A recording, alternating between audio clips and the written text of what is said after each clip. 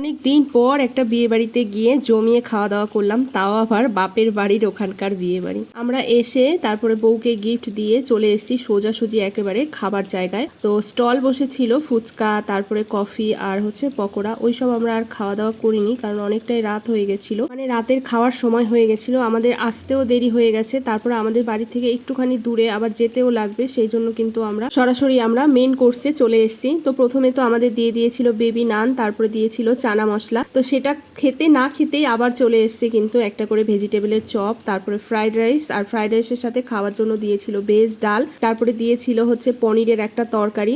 সবকিছুই ভালো হয়েছে খাবার দাবারগুলো, তবে খাবার দাবারগুলো এত তাড়াতাড়ি পরিবেশন করছিল না, খেয়ে ওঠা যাচ্ছিল না। যদিও মানে ক্যাটারিং এর দোষ না, কারণ ঘাড়ের ওপরে মানুষ লাইন দিয়ে দাঁড়িয়ে রয়েছে, যেহেতু অনেক লোকের আয়োজন ছিল না, সেই জন্য হচ্ছে মানে প্রচুর পরিমাণে লোক আর কি দাঁড়িয়ে রয়েছে খাবার দাবার খাওয়ার জন্য।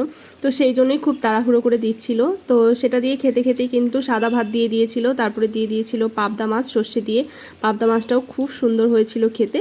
আর তারপরে হচ্ছে বিয়েবাড়ির সবচেয়ে মেন শো স্টপার, যেটা হচ্ছে মাটন। আর আমি না সেদিন অনেকটা পরিমাণে মাটন খেয়েছিলাম, আর মাটনটা এত সুন্দর হয়েছে খেতে কি বলবো। তো 2-3 বার ধরে কিন্তু আমি মাটন নিয়েছিলাম। আমি দেখো আমার থালায় অমনি কিন্তু ফ্রাইড রাইস পড়ে রয়েছে, আমি সাদা ভাত দিয়েই কিন্তু মাটনটা খেয়েছিলাম। আর হ্যাঁ, যারা মাটন খায়নি তাদেরকে হচ্ছে কাতলা মাছ দিয়েছিল, যেহেতু আমরা মাটন খেয়েছি সেই জন্য আমরা আর কাতলা মাছ নিয়ে নিই। আর শেষ পাতে দিয়েছিল চাটনি, পাঁপড়, তারপরে হচ্ছে মিষ্টি 2 রকমের।